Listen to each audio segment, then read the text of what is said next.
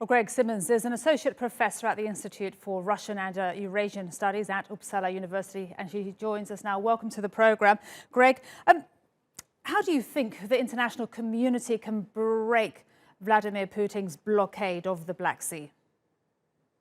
Well, obviously, the most clear way of doing that is to actually be an honest broker and bring about peace, because this is an effective negotiation.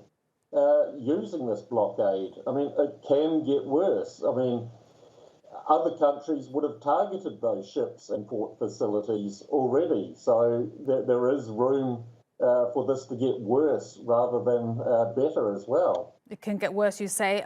But let me ask you this. There are reports that British Royal Navy could escort some of the grain through the Black Sea.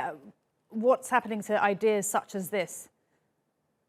That would be extremely risky because you're putting warships of a nation that is theoretically not at war with Russia into a military blockade.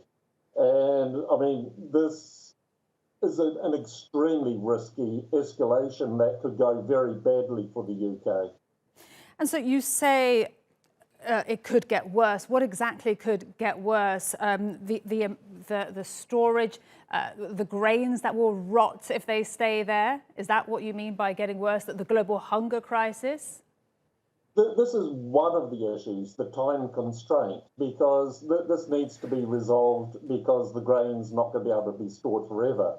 But also, if the negotiation doesn't work, the logic of it would be to increase the cost to force a negotiation or to have a concession.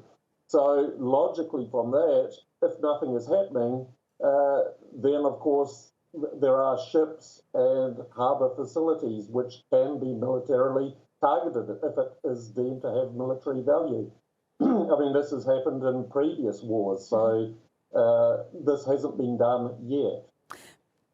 But Craig, we've been talking about this, the blockade there in the Black Sea of Odessa, Mariupol now for some time. Nothing seems to be moving. We heard from the World Food Programme's David Beasley in recent weeks, also the EU saying that Russia is deliberately bombing the grain storage, it being called a declaration of war, what they're doing with the food silos there. And nothing seems to be moving. That grain is still there.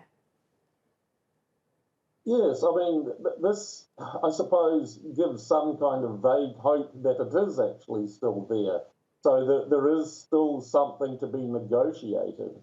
I mean, if it wasn't, then the situation would be much more dire. So the situation at the moment is the issue of time to resolve this in order to get the grain moving, to reduce the risk of famine in those countries that rely on Ukrainian grain exports. Greg Simmons, we'll leave it there from Uppsala University. Thank you very much indeed.